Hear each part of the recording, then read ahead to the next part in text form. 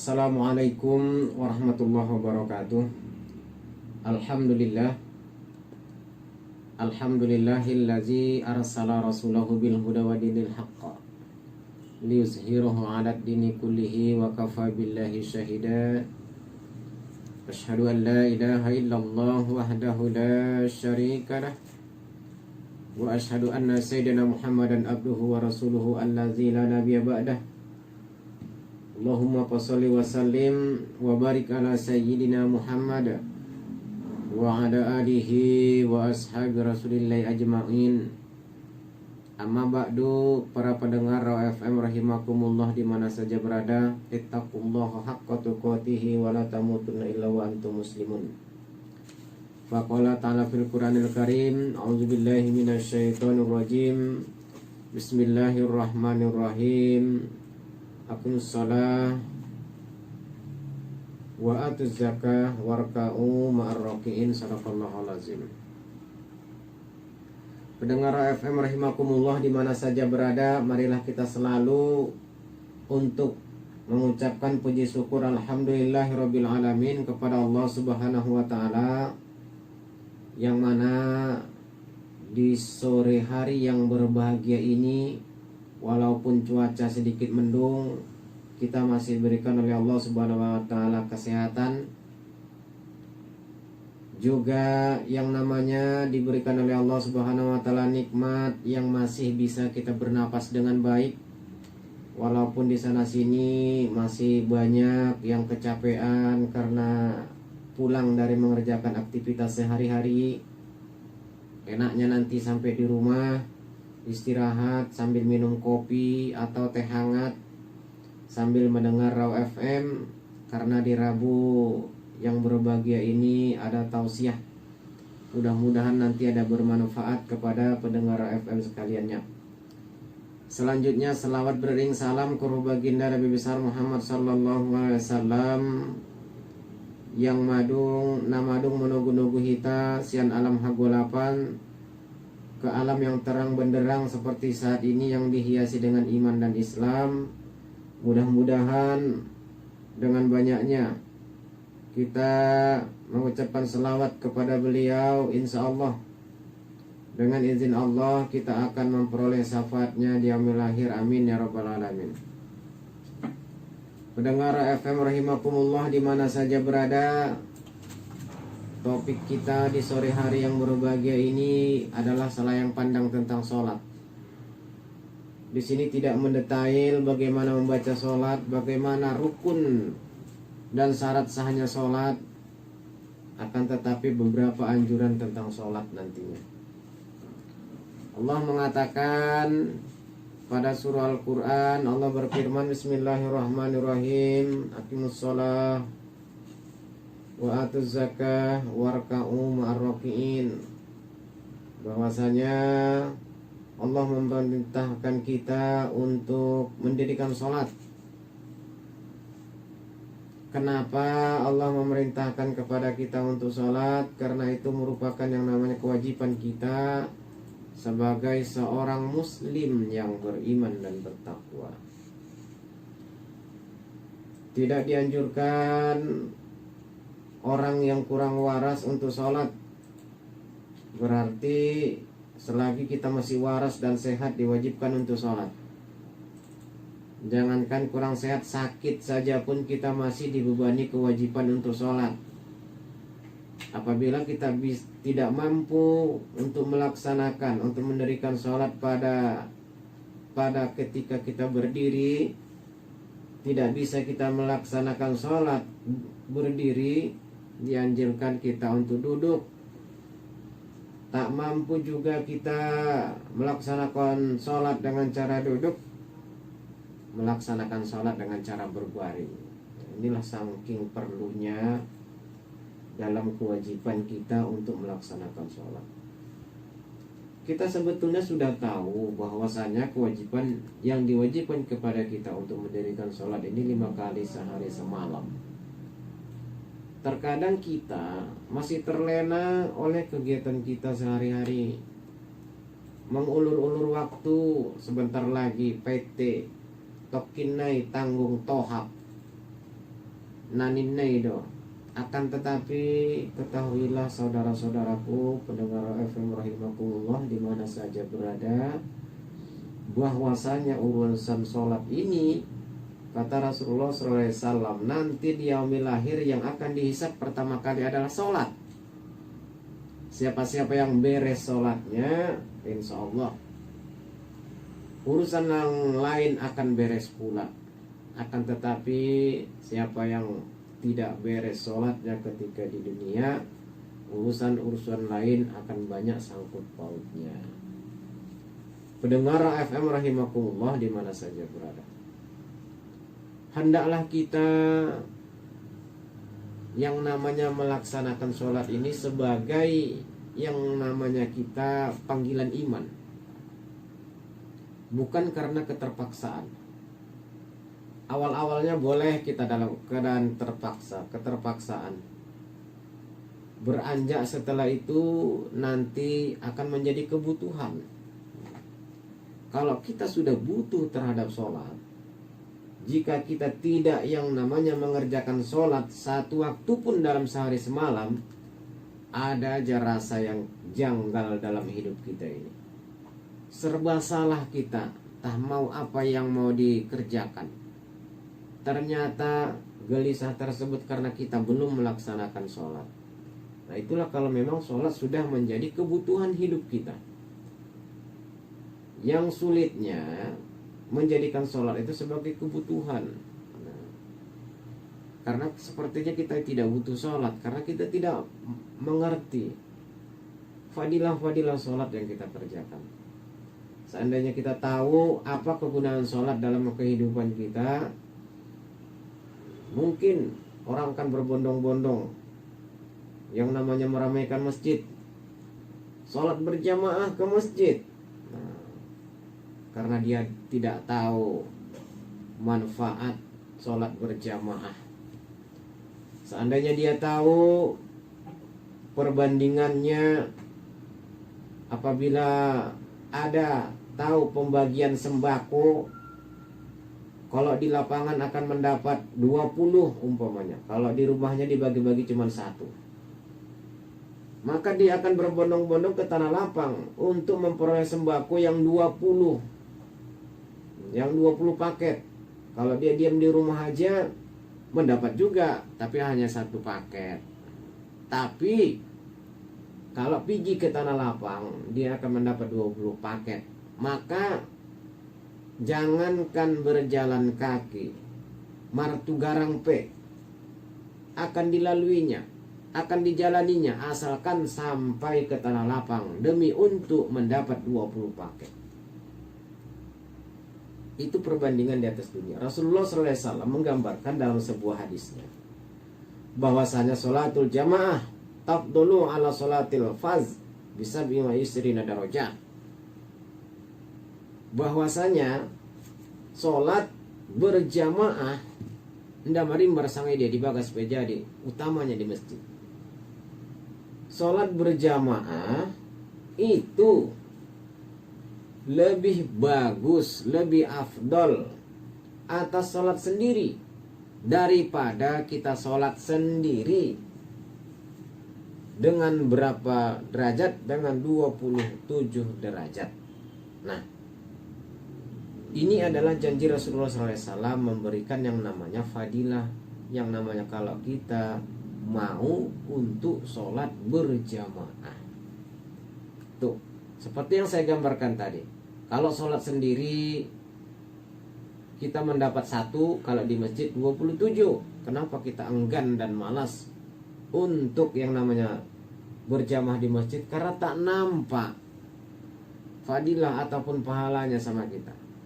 Seandainya nampak, dibayar cash, dibayar tunai, dibayar langsung oleh Allah Subhanahu wa taala, mungkin masjid tidak akan mampu untuk menampungnya. Terbukti kalau bayarannya cash, hasilnya cash, seperti tadilah. Siapa yang di rumah saja memang mendapat sembako tapi 1 paket. Siapa yang datang ke tanah lapang akan mendapat 20 paket. Pasti beramai-ramai orang datang ke tanah lapang untuk mendapatkan yang 20 paket ini. Inilah perbandingannya. apa yang kita kerjakan dengan tidak nampak hasilnya, sehingga kita enggan, masih bimbang.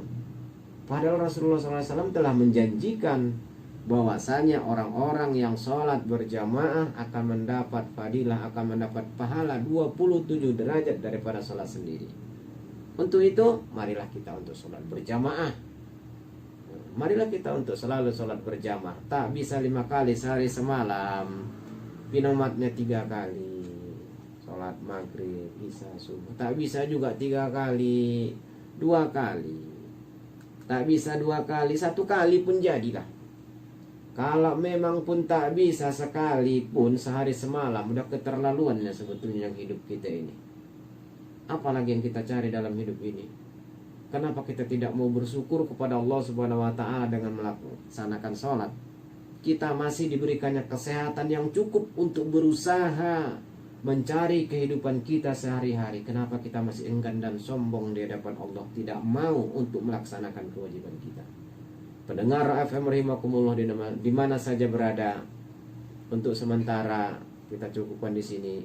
Nanti akan kita lanjut kembali setelah pariwara yang berikut ini.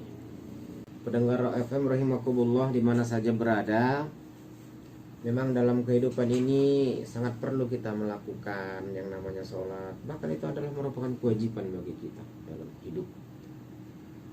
Dan kalaulah kita melaksanakan sholat, apalagi kita sudah punya keturunan,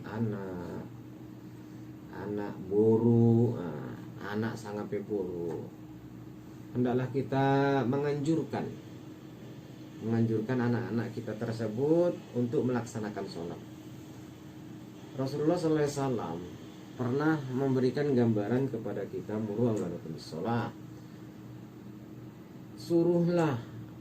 perintahkanlah anak-anakmu untuk mengerjakan sholat apabila usianya telah 7 tahun. Jadi kita mempunyai kewajiban untuk menganjurkan, untuk menyuruh anak kita sholat apabila umur anak kita tersebut telah 7 tahun. Wadribuhum, pukullah mereka, kata Rasulullah. Pukullah mereka bila umurnya sudah 10 tahun jika tidak mau mengerjakan sholat. Nah, itulah dia. Yang jadi pertanyaannya, pernahkah kita memukul anak kita karena tidak mau sholat? Terkadang cemanalah pula kita mau menganjurkan untuk anak kita mengerjakan sholat sementara kita sendiri tak sholat. Kalaulah kita selalu mengerjakan sholat, insya Allah anak-anaknya pun di rumah mengerjakan sholat juga itu. Karena sejak kecil terbawa-bawa, sudah besar akan terbiasa. Sejak kecil teranjak-anjak, besar menjadi terbawa-bawa. Kecil kita mulai mereka untuk melaksanakan sholat, kita ajari gerakan sholat. Sudah besar akan terbiasa mereka itu. Lihatlah beberapa keluarga di sekeliling kita, harmonisnya mereka lah yang kadang-kadang mendapat yang namanya keluarga sakinah mawaddah warahmah, yang selalu mengerjakan sholat. Mengerjakan sholat terkadang bukan hanya dia saja, ikut seluruh anggota keluarganya. Dia sebagai kepala keluarga mengajak semua keluarganya yang ada di rumah itu. Terkadang kita kan terbalik, mau mengajak semua anggota keluarga yang di rumah itu untuk yang namanya makan-makan bersama, umpamanya di Jalan Baru. Nah, makan yang namanya jagung bakar, minumnya kelapa muda, santai bersama keluarga. Alangkah enaknya memang. Itu sangat bagus ya. Itu bagus mengajak keluarga makan bersama. Seisi rumah kita ajak ayah, ibu, anak-anak semua. Tapi pernahkah kita mengajak seisi rumah kita, anak, istri, ibu dan bapak kita untuk sholat berjamaah. Sholat berjamaah kita bersama di rumah itu, apalah salahnya? Semua ikut. Kalaupun memang tidak bisa sama-sama, sendiri-sendiri pun tak apa-apa, ya kan? Asalkan melaksanakan sholat di rumah itu. Jika tidak pernah di rumah itu ada yang sholat, jika tak pernah ada di rumah itu yang sholat, rumah itu pun tak bersinar sepertinya. Tidak ada cahaya hidayah di rumah itu. Tidak ada. Terkadang orang-orang yang tidak mau melaksanakan sholat dalam rumahnya, tangganya tidak akan mendapat keluarga sakinah mawaddah warahmah. Bagaimana hidup tentram dalam rumah tangganya kalau memang dia tidak pernah ingat kepada Allah Subhanahu wa taala, salah satunya dengan jalan sholat. Dengan mengerjakan sholat, mudah-mudahan hati kita akan menjadi tentram. Bukankah Allah juga menjelaskan Bismillahirrahmanirrahim, ala dzikrillah tatma'innul qulub. Dengan banyak kita berzikir kepada Allah Subhanahu wa taala, salah satunya zikir adalah mendirikan sholat. Tatma'innul qulub, mudah-mudahan hati kita akan menjadi tentram. Jika hati kita menjadi tentram, ya kan, keluarga tersebut akan mudah menjadi keluarga sakinah mawaddah warahmah. Akan dapat rahmah daripada Allah Subhanahu wa taala dalam keluarga tersebut. Tapi sebaliknya, bagi orang-orang yang tidak mau mengerjakan sholat, keberkahan hidupnya tak akan ada. Tidak diberikan oleh Allah Subhanahu wa taala keberkahan hidupnya. Diberi Allah Subhanahu wa taala rezeki satu hari 200.000, tetap dia merasa kurang dan tidak pernah bersyukur kepada Allah Subhanahu wa taala. Kenapa? Karena dia tidak pernah mengerjakan yang namanya kewajibannya sebagai orang Islam, sebagai muslim, yaitu mengerjakan, mendirikan sholat. Keberkahan hidup tidak akan didapatnya dalam keluarga. Dalam hidupnya tidak akan memperoleh keberkahan jika dia mau meninggalkan yang namanya sholat. Akan tetapi pendengar FM rahimakumullah, di mana saja berada, dengan maunya kita, dengan rajinnya kita untuk yang namanya mendirikan sholat, insya Allah Allah akan memberikan keberkahan hidup sama kita. Allah memberikan rezeki hari ini 100.000 rupiah. Alhamdulillah. Mudah-mudahan yang 100.000 ini cukup terhadap keperluan kita selama 3 hari. Dengan 100.000 cukup kebutuhan kita sehari-hari 3 hari. Tetapi diberi Allah kita rezeki 300.000 rupiah satu hari, tapi tidak cukup untuk satu hari. Untuk apa gunanya? Lebih banyak pengeluaran daripada pendapatan, lebih besar pasak daripada tiang dalam hidupnya. Itulah orang-orang yang dalam keadaan merugi dan tidak akan memperoleh keberkahan daripada Allah Subhanahu wa taala. Orang-orang yang tidak diberkahi oleh Allah Subhanahu wa taala, dia akan selalu jauh. Orang-orang yang jauh terhadap Allah Subhanahu wa taala, yang selalu berbuat kemungkaran, kemaksiatan, dan jarang sekali dia menunaikan kewajibannya sebagai muslim, maka Allah Subhanahu wa taala akan menjauhkan keberkahan hidup baginya. Ketahuilah pendengar FM rahimakumullah, di mana saja berada, marilah kita sama-sama untuk melaksanakan yang namanya sholat.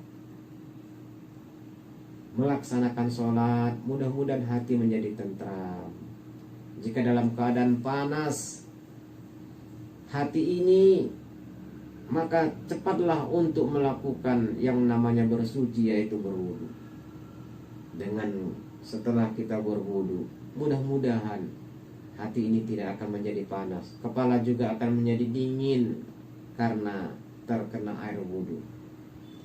Ketahuilah bahwasanya orang-orang yang selalu dalam keadaan wudunya tetap dan dia selalu memelihara wudunya, Allah akan menjaganya dari segala sesuatu yang memudaratkan dirinya. Pendengar FM rahimakumullah, di mana saja berada, ketahuilah bahwasanya Rasulullah SAW juga dalam perjalanan Isra Mi'raj dia juga menjemput sholat, yaitu 50 kali sehari semalam. Akan tetapi Allah Subhanahu wa ta'ala memberikan dispensasi dan keringanan, sehingga jadilah sholat kita terima saat ini. Yang kita lakukan saat ini hanyalah 5 kali sehari semalam. Bagaimana tak terbayangkan jika kita diwajibkan 50 kali sehari semalam untuk melaksanakan sholat.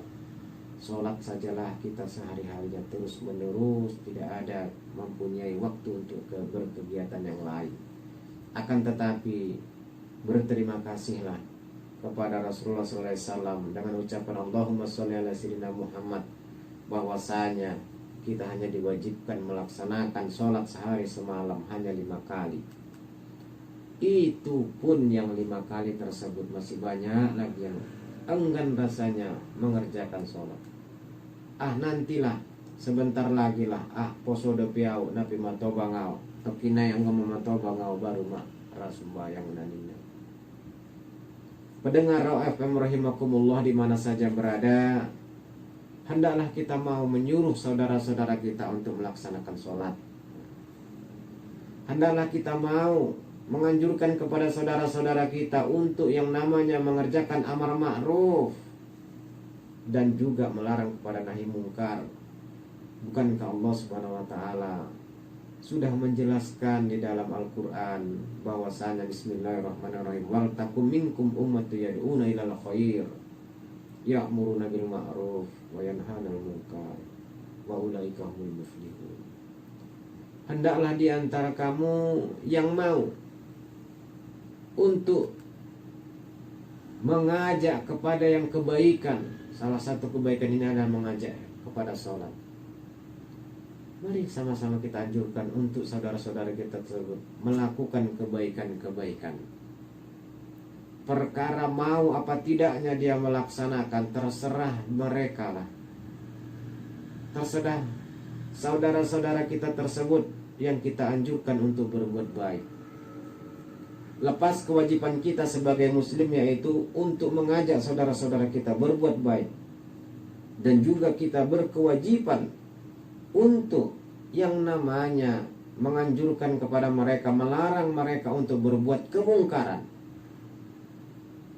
Lepas daripada itu, hendaklah kita menganjurkannya, bahwasanya kewajiban kita sebagai muslim mengajak kepada kebaikan.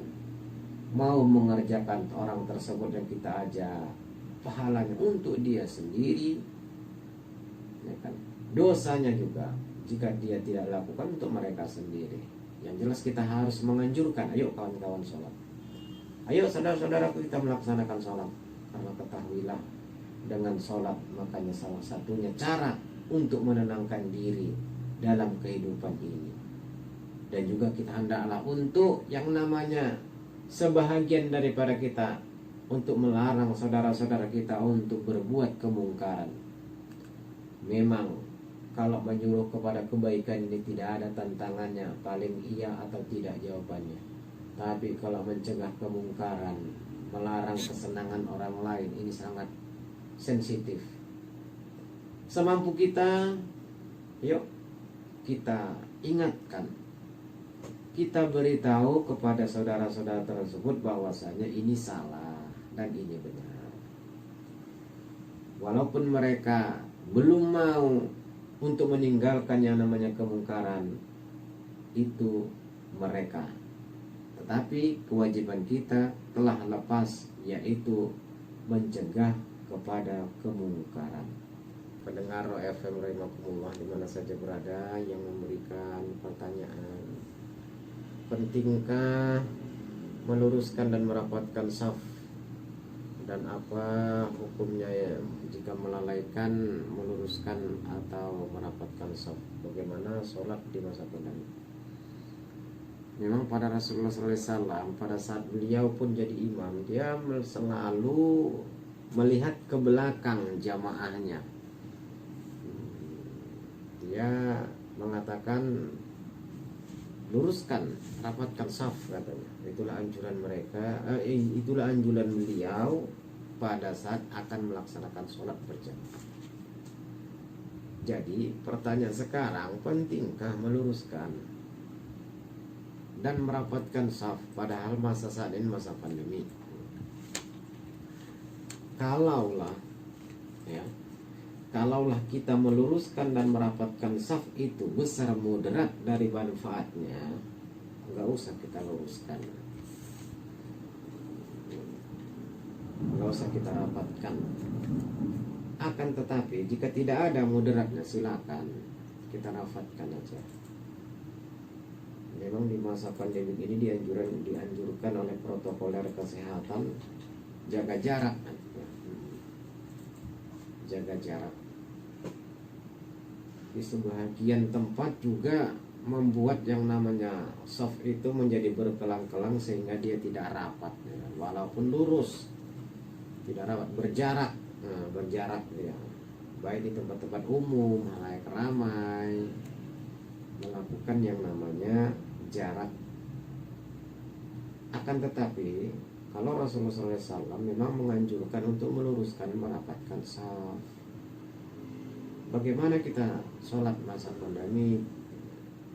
Kalau memang tidak mau moderatkan, silakan kita rapatkan saf. Tapi kalau memudaratkan bagi kita, ada tahu kita di situ orang yang berpenyakit, janganlah kita merapatkan, silakan kita jalankan.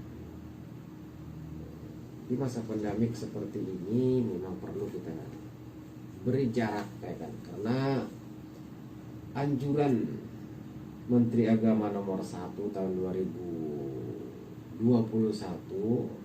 untuk menganjurkan 5M, memakai masker apabila mau keluar dari rumah, mencuci tangan dengan sabun, memakai air yang mengalir, menjaga jarak, ya, menjaga jarak, mengurangi aktivitas